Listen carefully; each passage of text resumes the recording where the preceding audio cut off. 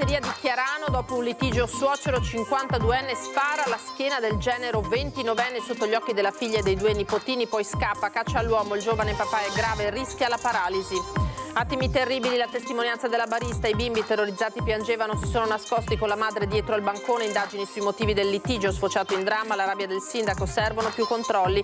Indagata per omicidio stradale la mamma della bimba di 4 anni morta nello schianto sul Fadalto, ancora grave il fratellino di 7 anni e il conducente della Golf, a Belluno comunità in lacrime, gara solidale per la famiglia. 2 diverse rapine messe a segno ai danni di minori, la prima vittima ha solo 11 anni, in entrambi i casi la refurtiva riconsegnata ai malviventi arrestati, hanno 18 e 20 anni. La replica di Mario Conte allo slancio in avanti del circolo, cittadino di Fratelli d'Italia che per il 2028 vuole il candidato sindaco di coalizione, ironia del primo cittadino sulla camicia nera indossata da Fabio Crea nel suo intervento di sabato. È Monsignor Riccardo Battocchio, bassanese di nascita del clero di Padova, il nuovo vescovo di Vittorio Veneto, oggi l'annuncio.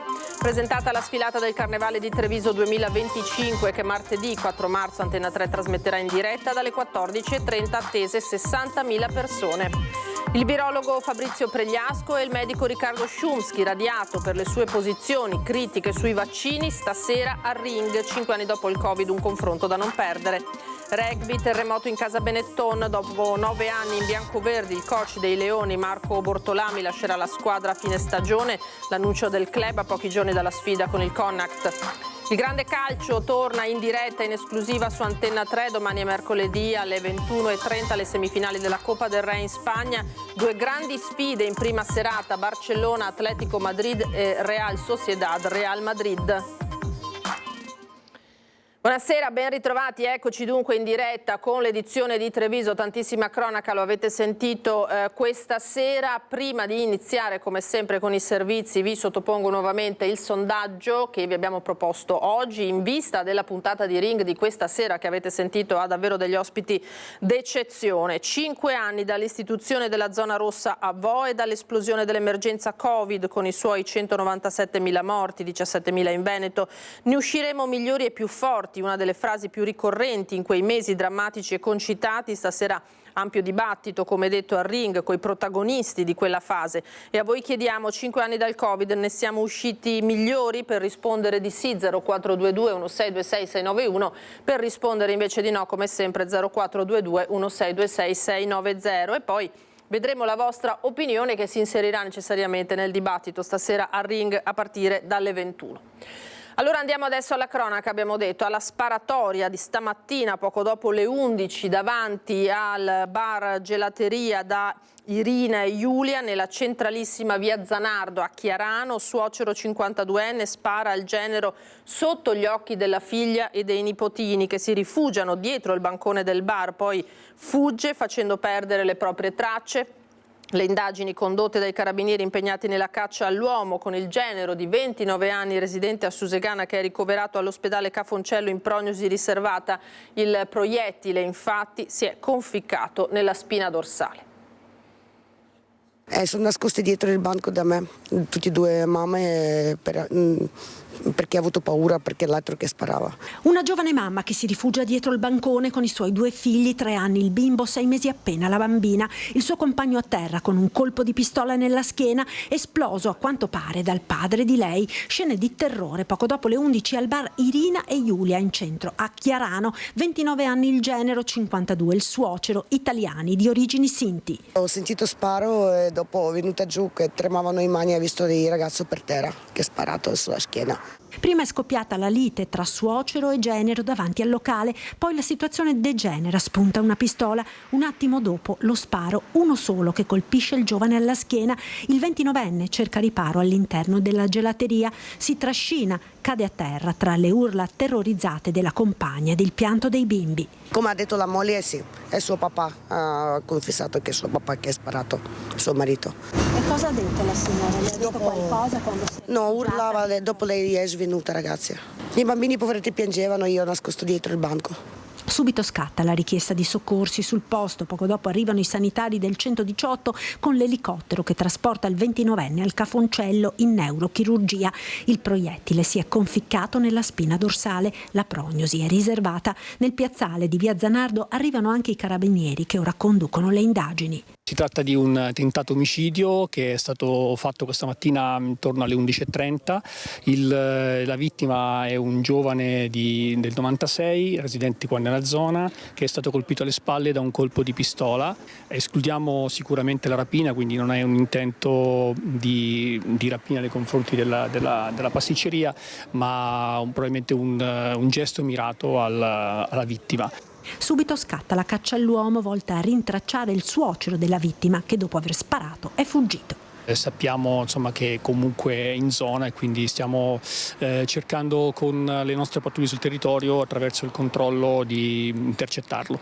Ignoto al momento il motivo della lite, i due facevano parte di un gruppo di clienti frequentatori abituali del bar e che fino ad ora non avevano mai causato problemi. Buoni clienti, mai stati cattivi ragazzi, non lo so cosa è successo tra loro. Cioè venivano spesso? Sì, a bere caffè tranquilli. Sul posto sono arrivati anche i carabinieri del RIS che hanno condotto i rilievi dentro e fuori il locale per rintracciare e repertare tutti gli elementi utili a ricostruire la dinamica del tentato omicidio. E dunque lo avete sentito nel momento in cui andiamo in onda, il presunto autore di questo tentato omicidio risulta ancora ricercato. Emerge un altro dettaglio: questa notte la moglie della vittima ha denunciato di aver udito degli spari intorno all'1:30 nei pressi della loro abitazione. I successivi sopralluoghi da parte dei militari dell'Arma hanno permesso di rinvenire 2 bossoli dello stesso tipo di quello rinvenuto nella giornata odierna sul luogo del tentato omicidio. Quindi a quanto pare c'era stata un'azione anche questa notte nei confronti quantomeno di questa coppia, se non appunto direttamente della vittima di questo tentato omicidio. Tra i primi ad arrivare sul luogo della sparatoria questa mattina il sindaco di Chiarano, Stefano De Pieri, che punta il dito sulla sottovalutazione del tema sicurezza in quest'area della Marca, dove già da qualche settimana i primi cittadini organizzano, lo sapete bene anche dai nostri servizi, dei pattugliamenti notturni con le polizie locali, ma serve un rafforzamento, incalza il sindaco, perché la situazione evidentemente sta degenerando. Non ci aspettavamo una cosa del genere, sfortunatamente sembra che questo tipo di avvenimenti si stiano ripetendo nel nostro territorio, sicuramente dovute a una, non dico mancanza di controllo, ma una superficialità degli stessi, proprio perché la comunità di Chiarano è sempre stata molto tranquilla e non ha mai avuto casi del genere. Il sindaco di Chiarano esprime tutto lo sconcerto della popolazione per il secondo grave fatto di sangue nel piccolo comune della Marca orientale. Neanche un anno fa Fossaltamaggiore l'ha agguato a colpi di pistola ad un 37enne kosovaro, ora la sparatoria davanti alla gelateria in centro di Chiarano in pieno giorno, a 2 passi dalle poste, di fronte all'asilo con i bimbi che giocano in cortile. Altro che paese tranquillo, sbotta il primo cittadino, bisogna rafforzare i controlli. Bisogna riaffermare anche il controllo del territorio, la centralità dello Stato e dell'ente locale come presidio di polizia e di buon governo. Non a caso da qualche settimana il sindaco di Chiarano, assieme ai primi cittadini di Cessalto e Meduna, ha organizzato dei pattugliamenti serali del territorio con gli agenti delle polizie locali a fronte del crescente senso di insicurezza manifestato anche dai cittadini sconcertati di fronte a quanto accaduto. Ero qua in laboratorio a fare i biscotti e ho sentito un colpo, pensando fosse magari la vicina di sopra a fare le pulizie, ma alla fine mi sono girato e ho visto che c'era ambulanza, carabinieri, è arrivato anche l'elicottero. È sconcertante, insomma, diciamo, in questi paesi, è sconcertante anche di fronte alle figlie piccole che succedono queste situazioni, e si rende conto che è sempre più drammatico, insomma, il vivere. Non nelle grandi realtà come Milano, ma sono diventate anche adesso. Milano, Roma, ma anche adesso. Andiamo avanti con altra cronaca. C'è stato un grave incidente sul lavoro nel pomeriggio a Quarto d'Altino. Un operaio 43enne stava lavorando a una cabina elettrica privata quando è rimasto folgorato dai cavi della tensione per motivi che sono ancora da chiarire. Sul posto i sanitari del 118, l'elisoccorso di Treviso Emergenza che ha portato l'operaio all'ospedale di Mestre, dove è ricoverato in prognosi riservata, ma per la gravità delle ustioni verrà a breve trasferito al centro Grandi Ustionati di Padova.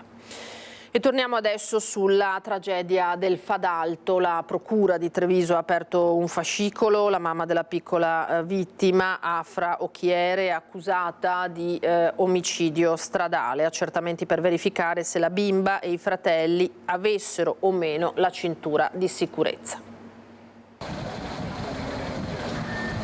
La mamma di Afra, la piccola di 4 anni morta nel tragico incidente stradale sul Fadalto, è in ospedale accanto agli altri 3 figli. Il più grave è il fratello di 7 anni ricoverato in terapia intensiva. La bambina di 9 anni è in prognosi precauzionalmente riservata, ricoverata in ambiente non intensivo, così come la maggiore di 23 anni. A Conegliano rimane grave anche il conducente della Golf, il 34enne di Vittorio Veneto, che si trova in ambiente intensivo in condizioni stabili. Una tragedia che ha distrutto una famiglia intera. Il pubblico ministero Giulio Caprarola ha aperto un fascicolo d'inchiesta. La mamma, 49enne di origini ghanesi, è stata indagata con l'ipotesi di reato di omicidio stradale. Sul corpo della piccola non sarà effettuata l'autopsia. È stata disposta invece una perizia cinematica per stabilire la dinamica del sinistro e per far luce sul fatto che Afra fosse o meno allacciata al seggiolino, così come se i fratelli avessero le cinture di sicurezza. Il gravissimo incidente è avvenuto lungo la statale 51 a Lemagna, sotto al ponte Botteon. 3 i mezzi coinvolti, 2 auto ed un camper. Da una prima ricostruzione della polizia locale, la mamma, con i 4 figli a bordo, stava procedendo verso Vittorio Veneto quando, malgrado la curva e la doppia linea continua, ha tentato di sorpassare il camper di una coppia di bellunesi, ma non si è accorta che la stessa manovra la stava compiendo dalla direzione opposta il 34enne vittoriese al volante della Golf, che stava superando, essendo la sua carreggiata, a 2 corsie in quel tratto un'altra vettura. L'impatto violentissimo, la monovolume prima ha urtato il camper, poi l'impatto frontale con la Golf. Lo schianto, le lamiere, le auto ferme in mezzo alla strada, il silenzio dell'ennesima tragedia. E nella nostra pagina dedicata alle notizie dal Bellunese torneremo sulla tragedia del Fadalto, essendo la famiglia proprio residente a Belluno, con voci e testimonianze. Intanto andiamo avanti, 2 diverse rapine messe a segno ai danni di 2 minori. La prima vittima, pensate, ha solo 11 anni. In entrambi i casi la refurtiva è stata riconsegnata e i malviventi arrestati, anche loro giovanissimi, 18 e 20 anni. Ha avvicinato un ragazzino di 11 anni che nella tasca del giubbotto aveva con sé diverse centinaia di euro. Strattonandolo è riuscito ad impossessarsene per poi fuggire. Il ragazzino ha prontamente chiesto aiuto. In pochi minuti i carabinieri della stazione di Pieve del Grappa sono riusciti a rintracciare l'autore del gesto. È un 18enne marocchino. Era poco distante dal luogo della rapina, è stato arrestato, la refurtiva è stata restituita al ragazzo. Poche ore dopo i militari della compagnia delle stazioni di Ponte di Piave, Motta di Livenza e del Norma di Conegliano arrestavano un altro cittadino marocchino, 20enne questa volta, per essersi reso responsabile della rapina ai danni di un 17enne indiano. Quest'ultimo, la vittima, è stato raggiunto in casa dal suo carnefice, credendo fosse un amico del padrone, gli ha aperto. Una volta dentro, questi, sotto la minaccia di un coltello, si è fatto consegnare 2 collane, un orologio, un cappellino. Poi ha tentato di impossessarsi anche dei vestiti che c'erano in casa e di alcune bottiglie di liquore. L'intervento dei carabinieri ha scongiurato il peggio. La refurtiva è stata recuperata. Il coltello utilizzato per la rapina è stato sequestrato. Addosso, conservate in un marsupio, il 20enne aggressore aveva con sé delle pastiglie di MDMA ed una confezione in cellophane contenente cristalli bianchi, probabilmente anfetamina. Tutta la droga è stata sequestrata. Weekend di controlli dei carabinieri in tutta la Marca. A San Pietro di Feletto, in particolare, un 22enne di San Polo di Piave è stato sorpreso con un macete di 48 cm all'interno della propria vettura senza giustificato motivo. A Segusino, invece, un 19enne, sempre nell'auto, nascondeva un coltello a serramanico con lama di 20 cm. Entrambi sono stati denunciati. In tutto controllati 68 mezzi e 70 persone. Numerose denunce anche per possesso di sostanze stupefacenti e guida in stato di ebbrezza o su vetture confiscate. La cronaca giudiziaria, adesso torniamo sull'omicidio di Anica Panfile, nuova udienza in tribunale a Treviso. A sorpresa arriva una teste che avrebbe dovuto avvalorare la tesi di una pista alternativa a quella che porta all'imputato Franco Battaglia alla minaccia subita dalla vittima da parte di alcuni cittadini albanesi, ma così non è stato. Risponde con esitazione alle domande, ma su una questione rimane ferma. Anica minacciata da alcuni albanesi? Sì, ma è una cosa vecchia di circa 5 anni fa. A parlare è Nana, questo è il soprannome, l'ex cognata di Anica Panfile, sorella dell'ex marito Vasile Lungu. Sentita in tribunale, ha dovuto spiegare il perché di alcuni suoi messaggi inviati dopo la sparizione di Anica al convivente Luigino De Biase. Lei ha litigato con degli albanesi, avrebbe scritto Luigino a Nana, che con la Panfile aveva un rapporto stretto. Sai che con questi non si scherza, avrebbe risposto la donna. Se devi aspettare 48 ore, devi dire con chi si è vista e poi che aveva litigato con gli albanesi. Messaggi nei quali traspare la paura, ma durante questa testimonianza Nana ridimensiona tutto. Sì, dice, Anica è stata minacciata tempo fa, le hanno messo sotto la porta di casa un foglio con un disegno di una pistola, ma poi più nulla. Poi accenna ad un'altra discussione avuta qualche mese prima con i vicini di casa, sembra sempre albanesi, disturbati dal rumore dei bimbi di Anica. Una tesi alternativa a quella degli albanesi che non può essere scartata, spiega l'avvocato della difesa Fabio Crea. La testimonianza di Nana? La testa ha risposto facendo riferimento a delle situazioni del passato di oltre 5 anni fa che ovviamente erano incompatibili con quelli che erano invece messaggi che aveva scambiato con il convivente della signora Anica Panfile e che dimostrano invece che la questione relativa alla presenza di albanesi era una situazione più prossima ai fatti e quindi al 18 maggio.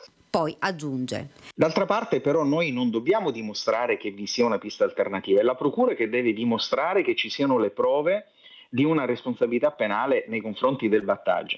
Anica Panfile fu trovata morta il 21 maggio del 2023 sul Greto del Piave a Spresiano. Per questo omicidio è accusato Franco Battaglia, ex datore della donna e che sarebbe l'ultimo ad averla vista viva. In aula, poco prima di Nana, ha parlato anche l'ex moglie dell'imputato, da cui l'imprenditore ittico si era separato nel 2017. La donna ha spiegato che il giorno dopo la sparizione di Anica, il convivente De Biase si era recato in pescheria per chiedere notizie a Battaglia. Il 17 marzo ci sarà una nuova udienza con altri testi. Anni di maltrattamenti e vessazioni nei confronti degli anziani genitori. Per un 36enne trevigiano è scattato l'allontanamento da casa e il divieto di avvicinamento ai genitori.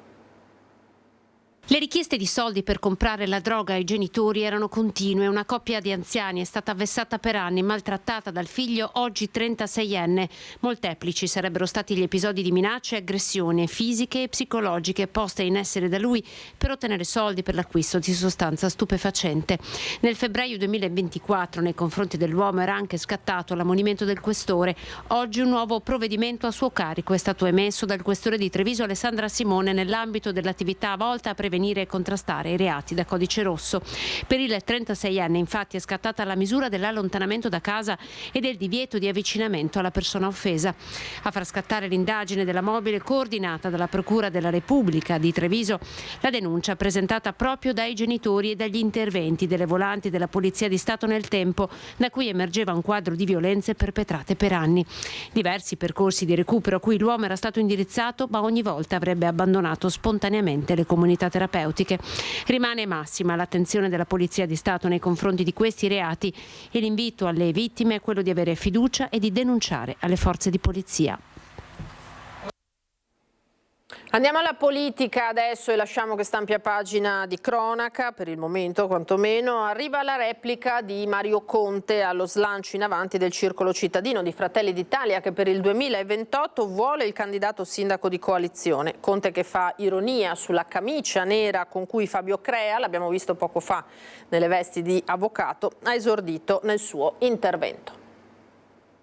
Io in questo periodo sono molto più impegnato a gestire i cantieri e lo sviluppo della città e non sono un grande intenditore di outfit, quindi non lo so come sia giusto o sbagliato vestirsi, mi interessa anche poco. Vestiti e colori alias la camicia nera che l'esponente di Fratelli d'Italia Fabio Crea non solo ha indossato ma con la quale ha esordito nel suo intervento al congresso cittadino del partito di Giorgia Meloni. Altro che fascisti, i veri democratici siamo noi, primo partito in Italia, ha detto riferendosi alla sinistra, in camicia nera per ragioni di eleganza e che lasciamo libertà di parola a tutti. E giù poi i ragionamenti sulle amministrative con la pretesa del candidato di coalizione e lo sguardo per nulla casuale alla regione. Io appartengo un altro partito, quindi non so, le riflessioni di Fratelli d'Italia sui candidati di Treviso o della regione mi interessano fino a un certo punto. Noi della Lega abbiamo le nostre carte da giocare, Fratelli d'Italia giocherà le loro, però sentire Fratelli d'Italia che si esprime soprattutto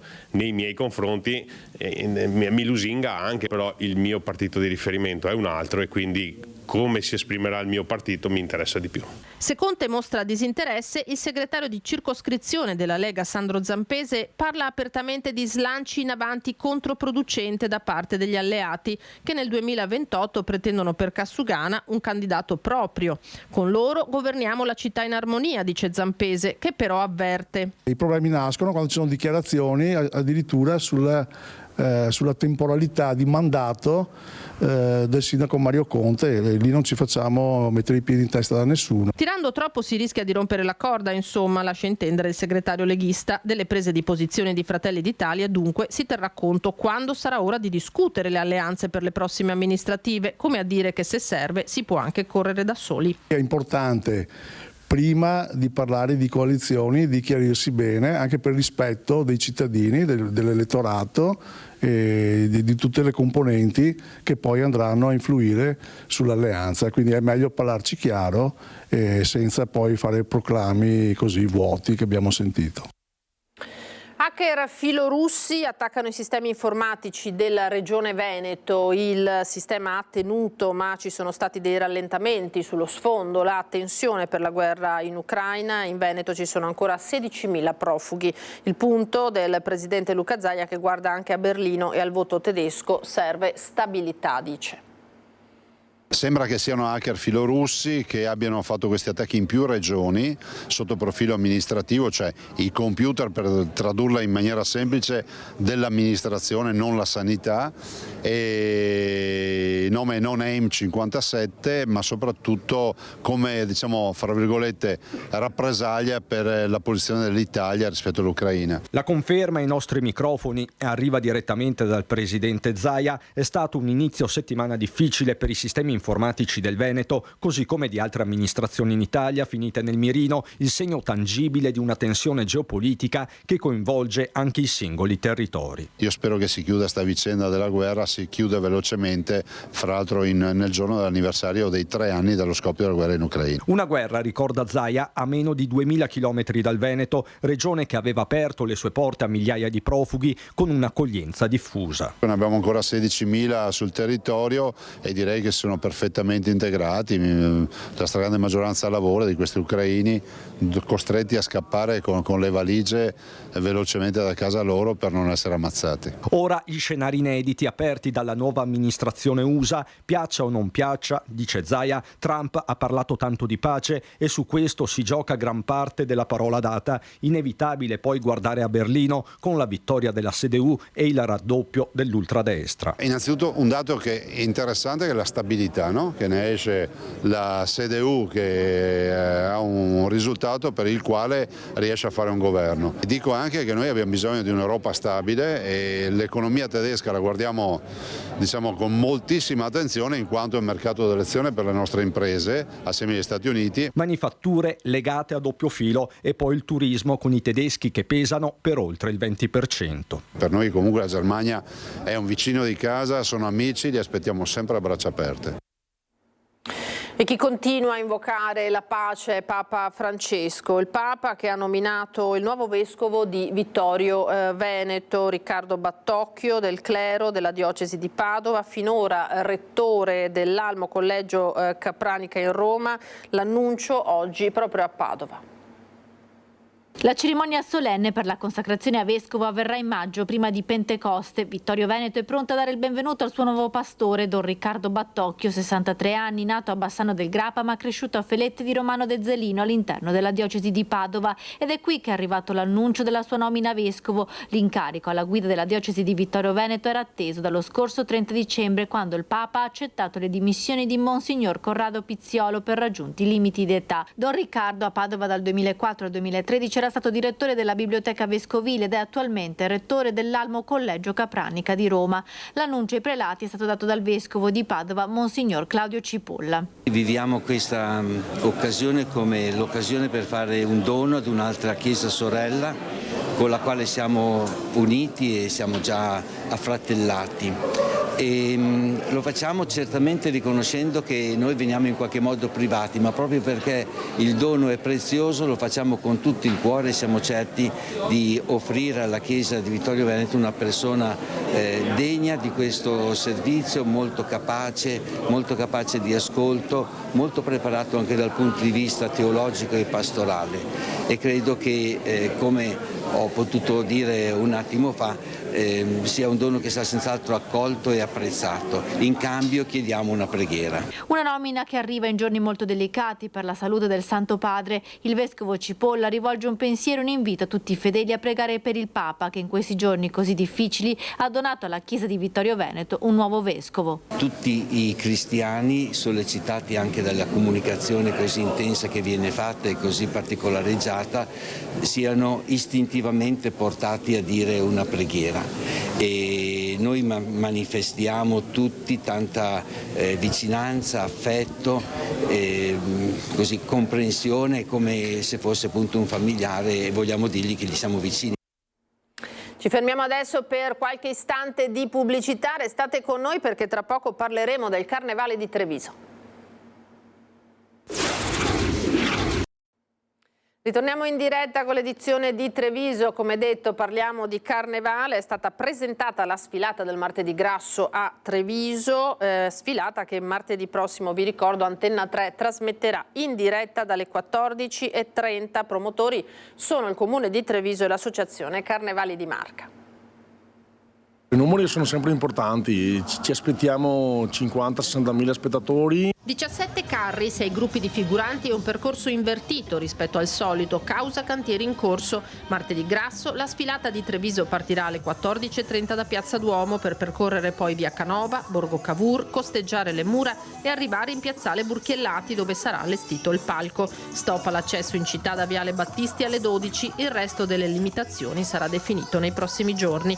In campo da mesi l'imponente macchina organizzativa di Carnevali di Marca, che schiera anche 150 volontari. Insieme alle forze dell'ordine e alla polizia locale saranno impegnati nella buona riuscita dell'evento. Da un punto di vista della sicurezza verranno garantiti tutti, la presenza ovviamente delle forze dell'ordine e tutti i presidi necessari contro eventuali atti terroristici, perché questi eventi devono rispondere alle direttive nazionali contro l'antiterrorismo. La sfilata sarà preceduta sabato e domenica da spettacoli e attività per le vie del centro storico, mentre alla Loggia dei Cavalieri, entrambi i pomeriggi, si esibirà il prestigiatore ed influencer Jack Nobile. L'intento del comune è chiaro: rivolgersi a un mondo giovanile con un linguaggio giovanile, quindi è anche questo una modalità per avvicinare i giovani a quella che è anche la vita della comunità. Tra le curiosità della sfilata, i 25 anni dell'unico carro della città, quello di San Giuseppe, mentre su quello dell'Associazione Domenicana salirà l'attore di fiction e serie TV Miguel Gobbo Diaz. Gli ingredienti per divertirsi ci sono tutti, non resta che raggiungere il centro storico. Usiamo il treno, usiamo l'autobus corriere, usiamo dei mezzi sostenibili, perché anche questo aiuterà perché la giornata sia veramente eccezionale. Per chi preferirà seguire il Carnevale da casa, Antenna 3 trasmetterà in diretta martedì Grasso il 4 marzo la sfilata di Treviso a partire dalle 14:30 e dunque l'esortazione del sindaco Conte è duplice. Vi invito davvero a partecipare tutti, chi può partecipare in presenza, quindi lungo le mura, e chi non può partecipare a collegarsi con Antenna 3 che porterà il Carnevale trevigiano nelle case dei nostri cittadini. Siamo allo sport, al rugby, con un vero e proprio terremoto nel Benetton che è pronto in queste ore a volare in Irlanda per la sfida contro il Connacht. Coach Marco Bortolami a fine stagione lascerà il club.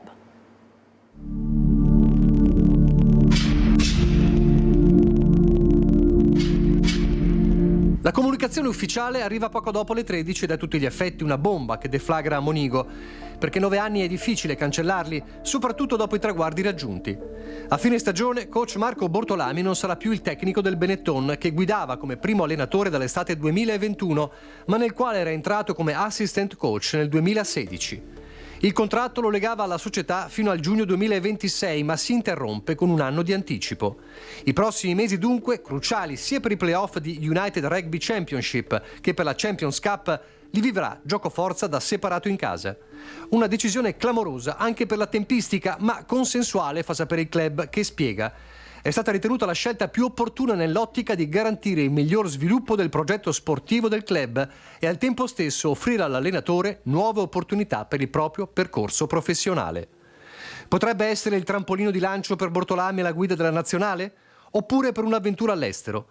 In ogni caso, inevitabilmente un addio che fa discutere. Quale contraccolpo avrà la squadra che lotta su 2 fronti con un coach a scadenza? Ringrazio la società e il commento di Bortolami, nonché ogni atleta e membro dello staff che hanno dato il meglio per raggiungere gli importanti traguardi di questi anni.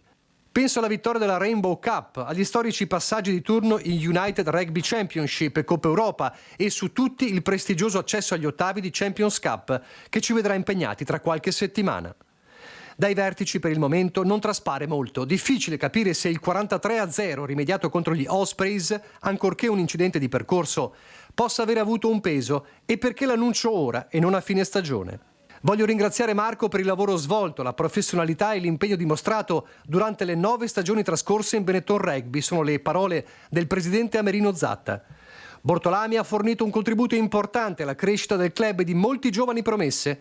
In attesa di comunicare la definizione dello staff tecnico, il nostro focus resta ben saldo sugli obiettivi immediati, continua Zatta. Siamo in piena corsa per i playoff di United Rugby Championship e abbiamo davanti a noi la storica opportunità di disputare gli ottavi di finale di Champions Cup. Allo stesso tempo, continua, guardiamo già al futuro con grande ambizione. Vogliamo continuare a costruire un progetto solido e competitivo, capace di consolidare la nostra presenza ai massimi livelli. Intanto però il calendario incombe. Sabato in Irlanda, nella sfida contro il Connacht, il Benetton dovrà scendere in campo molto concentrato e mai come questa volta la tenuta mentale dei leoni dovrà essere perfetta, pensare al campo e a nient'altro. E deve riorganizzarsi anche il Treviso Calcio, che non si sblocca contro il Charlins Muzzane, ha incassato la 3ª sconfitta consecutiva. Da recuperare c'è innanzitutto la fiducia, quella in una squadra che fino a qualche domenica fa sapeva ribaltare uno svantaggio anche a tempo scaduto, quella in una stagione che rischia di scivolare dalle dita, quella degli ultras che al Tenni hanno contestato giocatori e società. Cerca una chiave di volta il Treviso per uscire dalla striscia negativa che con i friulani del Charlins Muzzane ha messo l'ennesimo tassello. Un 1-0 senza scampo, la palla scagliata da Fusco finisce in rete dopo appena 7 minuti, il resto è un asserragliarsi in difesa senza riuscire a costruire più nulla in attacco. Cosa sia successo all'11 trevigiano è difficile dirlo. Il cambio in panchina non ha sortito per ora l'effetto sperato. Sebbene sia arrivato da sole 2 settimane, mister Carmine Parlato non si sottrae alle responsabilità e alle critiche. Malgrado con i giocatori in settimana si lavori bene, spiega, in campo scendono poco concentrati e commettono errori inspiegabili. Il Dolomiti Bellunesi, capoclassifica, intanto si allontana e vola a 62 punti. La 3ª sconfitta consecutiva inchioda il Treviso a 56, mentre si fa sotto il Campo d'Arsego a 52. E domenica è scontro diretto tra i biancocelesti e gli inseguitori, ma anche per i bellunesi. Il calendario prevede una sfida da alta classifica contro i bergamaschi del Villavalle, un turno dunque che potrà dare molte risposte. Ora andiamo alle notizie dal bellunese.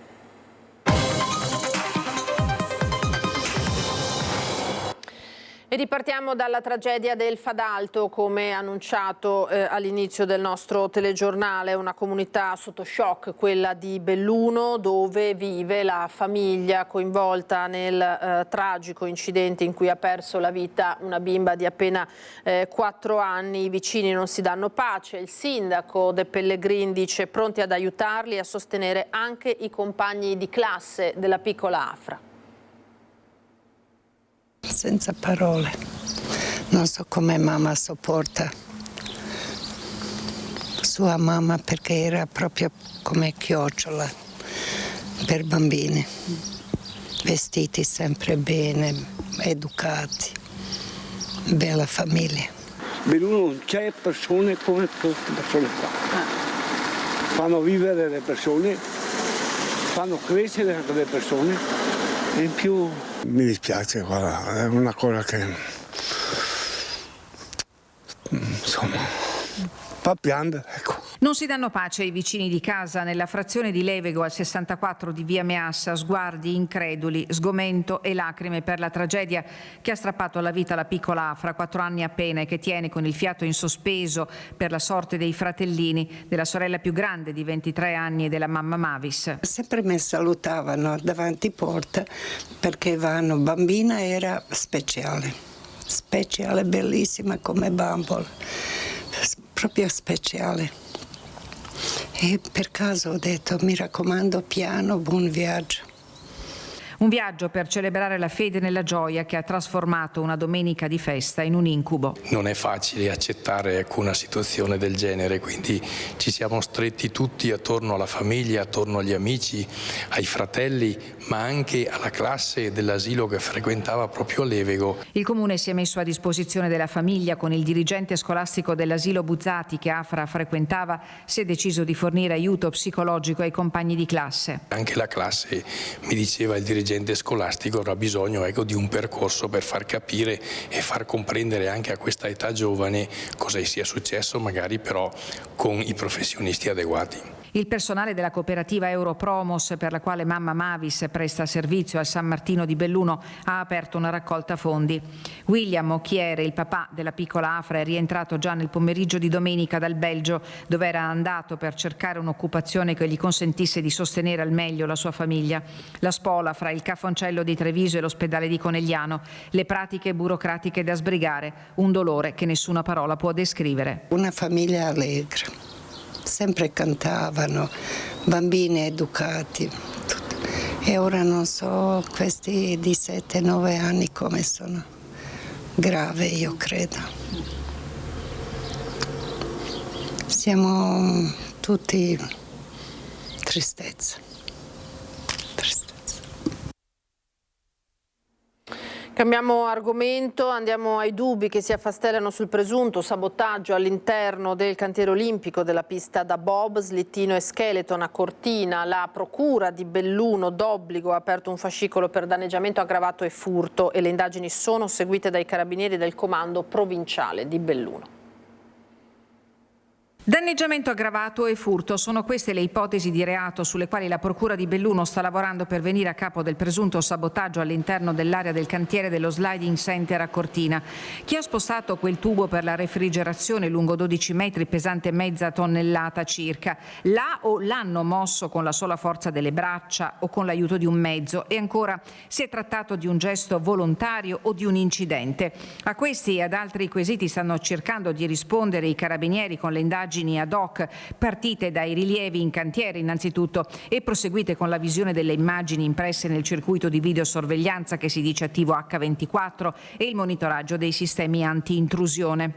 Oggi ai sopralluoghi dei carabinieri, che già si alternano con le altre forze di polizia nei servizi di vigilanza rafforzati da sabato su impulso del prefetto che ha riunito il Comitato Ordine e Sicurezza Pubblica, si è aggiunto quello atteso dei tecnici del Comitato Olimpico Internazionale. Sul cantiere del Bob qualcosa di strano c'è stato e non è neanche la prima volta, ha detto il presidente della regione Luca Zaia. Ringraziamo la Procura per questa attenzione. Stiamo parlando di un'opera iconica, stiamo parlando di un'opera che è il cuore delle Olimpiadi. Ricordo che grazie alle Olimpiadi noi non celebriamo non solo il 70° anniversario delle Olimpiadi di Cortina, Cortina è figlia delle Olimpiadi del 56, ma anche grazie alle Olimpiadi noi abbiamo portato a casa 1,8 miliardi di euro di opere che altrimenti non avremmo mai fatto. Sul punto in particolare Zaia ha fatto riferimento a qualche scappato di casa che pensa di fermare le grandi opere o le grandi iniziative come questa.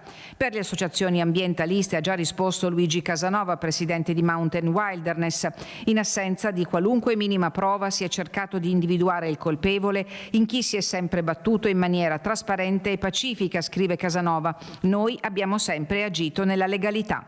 Ma la tempestività dell'incidente, coincidente con il sopralluogo del CIO nel cantiere, dà adito anche ad altre osservazioni, una su tutte. I lavori, afferma Luigi Casanova, che se ne dica, sono in ritardo ed è probabile che si debba chiedere una deroga temporale anche lunga al collaudo.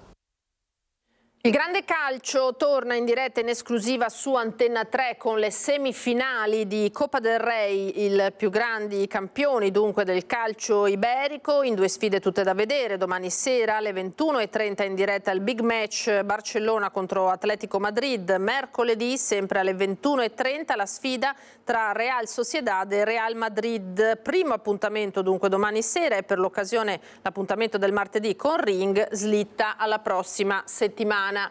È tutto per questa edizione, io vi ringrazio per essere stati con noi, tra poco come sempre le previsioni del tempo, a voi tutti una buona serata, arrivederci.